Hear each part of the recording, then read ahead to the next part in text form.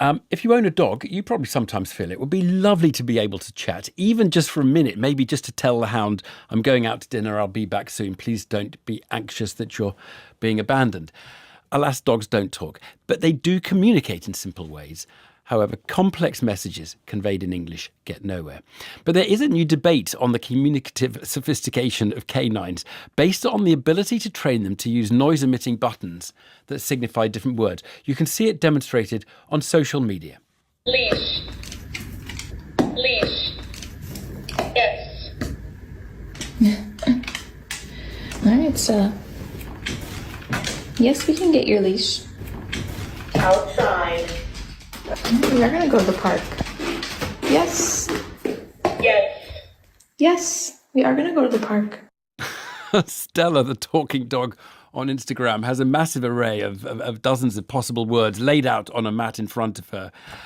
To you and me, it may look like she's just picking them at random, but owners do claim dogs can pick up a broad vocabulary very fast. Joe Nutkins from Dog Training for Essex and Suffolk has used these mats, these buttoned mats, with her Norwich Terriers, Ripley and Merlin. Okay, so we now have someone who has some experience. Joe, do they work?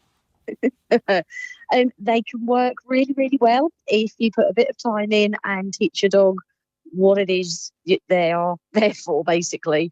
Yes, we've worked with them and had some good success with them, haven't we? Yes, we have. It's getting that fine line between them learning what to do with them and not just pressing them whenever they fancy getting the attention. I mean, I have to be honest. I have looked at some of the videos of dogs apparently communicating with owners, and to me, it looks like dog has been trained, push a button and sometimes you might get a treat, or push a button, sometimes you go outside. But the idea that the dog is saying, when is Max coming home, is just preposterous. It's a little bit out there. I do feel that the majority of dogs that have got a lot of these buttons have learnt the pattern. They can learn patterns really, really well. So they can learn, this order of things seems to get a really good response. Therefore, I'll do it again. There you go. What, more than one button in a sequence? Because Oh yeah. Oh really? Yeah.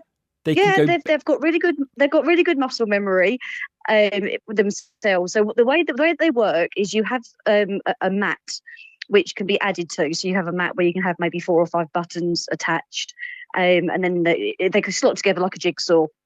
And the idea is that you keep the mat on the floor in the same spot forever. It never moves now from this point onwards. It stays here, which is why I've done it a bit differently in my house setup, because there isn't the space for all the mats.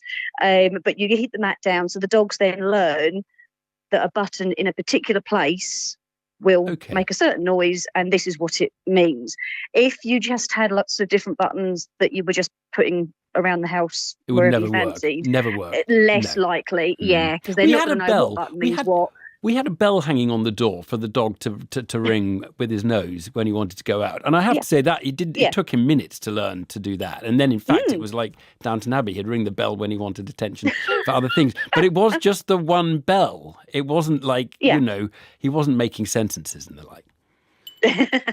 So what the buzzers that they use are recordable. So you record your voice saying whatever it is you want them to say. So that they do sound different to the dogs as well. Yeah, okay. So they do get it. Look, Joe, anyway, thanks for that first-hand experience with Ripley and Merlin, of course, part of it, on those mat buttons which allowed dogs to speak. Right, it's a couple of minutes to 6. I think